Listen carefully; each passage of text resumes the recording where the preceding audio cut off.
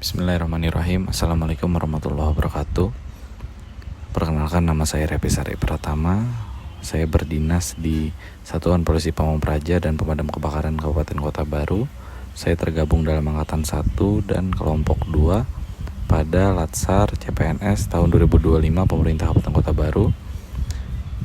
Pada kali ini saya akan mempresentasikan tugas individu tentang analisis isu efektivitas kinerja Polisi Pamong Praja ahli pertama.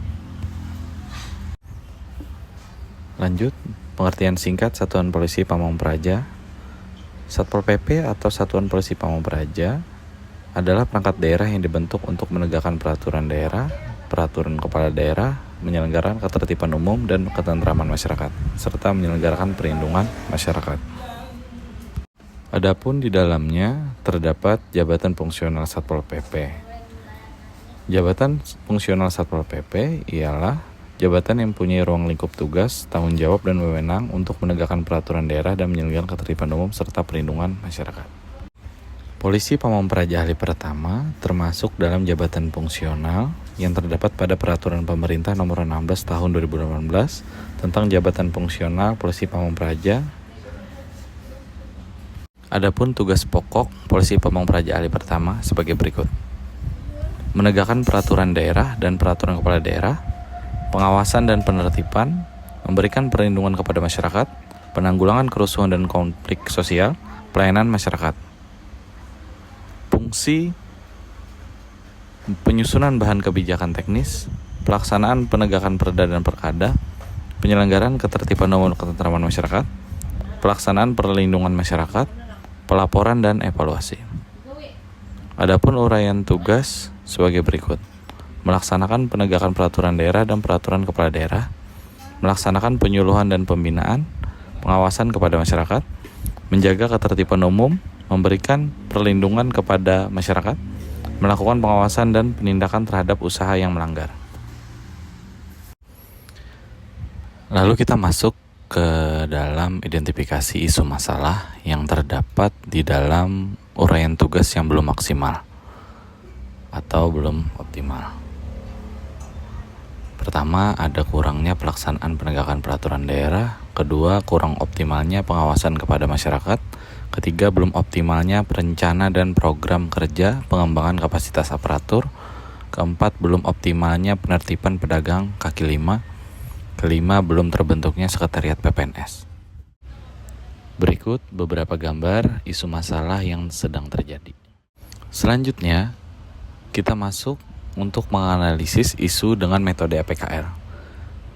Metode APKR tersebut adalah sebuah teknik analisis yang digunakan untuk mengidentifikasi dan menganalisis isu, terutama dalam konteks aktualisasi diri di lingkungan kerja. Di sini kita dapat melihat ada 3 poin yang mendapatkan skor tertinggi. Yang ketiga ialah kurang optimalnya pengawasan kepada masyarakat. Yang kedua, belum terbentuknya sekretariat PPNS. Dan yang pertama, belum optimalnya penertiban pedagang kaki lima. Lalu setelah kita mendapatkan 3 permasalahan utama yang skornya tertinggi pada metode APKL tadi, kita masuk ke dalam metode USG. Metode USG itu sendiri ialah salah satu metode untuk menentukan prioritas masalah dengan menilai tingkat urgensi, keseriusan, dan potensi perkembangan masalah tersebut. Di sini bisa kita lihat tingginya urgensi dalam kurang optimalnya penertiban pedagang kaki lima, dikarenakan hampir sebagian pedagang kaki lima di wilayah Kabupaten Kota Baru masih menggunakan trotoar, bahu jalan, dan wilayah-wilayah yang dilarang oleh pemerintah untuk berjualan tapi tetap dilaksanakan. Lalu kita masuk ke dalam diagram Fishbone atau metode Fishbone ini ialah alat analisis visual yang digunakan untuk mengidentifikasi dan mengorganisir penyebab potensial dari suatu masalah. Di sini bisa kita lihat kurang optimalnya penertiban PKL itu dapat disebabkan oleh aspek-aspek apa saja. Di sini bisa kita lihat dari aspek MEN, yaitu kurangnya kemampuan polisi Pamong Praja dalam hal pembinaan terhadap pelanggaran aturan. Di sini para petugas itu masih kekurangan dalam hal pengembangan dan peningkatan kapasitas.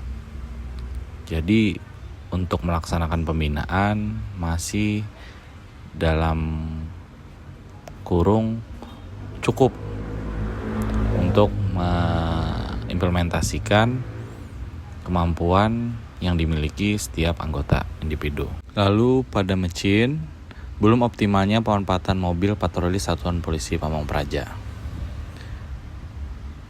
Lalu pada akar permasalahan yang lain, terdapat metode kurangnya penerapan SOP dalam melaksanakan kegiatan pengawasan dan pembinaan.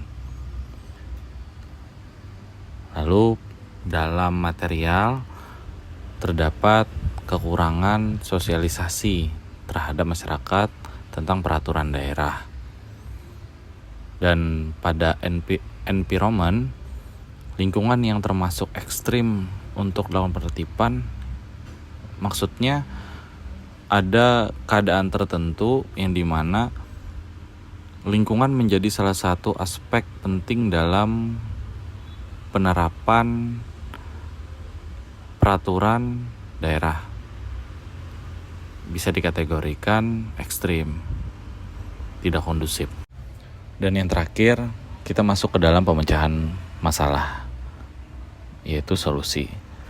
Dalam MEN, kita perlu memberikan pelatihan tentang teknik pembinaan, komunikasi, dan resolusi konflik agar Pol PP lebih efektif dalam menangani pelanggaran. Lalu, lakukan perawatan mobil secara berkala agar kendaraan selalu dalam kondisi baik dan siap digunakan kapan saja. Pada metode, solusi yang dapat diberikan ialah lakukan evaluasi dan pengawasan secara berkala untuk memastikan SOP diterapkan dengan benar dan efektif di lapangan, agar petugas bisa dengan mudah memberikan pelayanan kepada masyarakat. Lalu, gunakan media sosial dan baliho untuk menyebarkan informasi tentang peraturan daerah secara luas dan mudah dipahami, agar masyarakat tahu bahwa ada peraturan yang mengatur untuk pedagang kaki lima berjualan, di mana tempat yang boleh, di mana tempat yang tidak. Lalu yang terakhir, gunakan pendekatan yang lebih bersahabat dan komunikatif dengan masyarakat setempat. Sosialisasikan pentingnya peraturan dengan cara yang tidak mengintimidasi, tetapi lebih mengedepankan manfaat bagi mereka. Ini solusi untuk daerah rawan yang dikategorikan ekstrim tadi. Lalu untuk solusi di permasalahan utama ialah optimalisasi penertiban pedagang kaki lima dalam proses menjaga ketentraman ketertiban umum serta perlindungan masyarakat. Terima kasih. Assalamualaikum warahmatullahi wabarakatuh.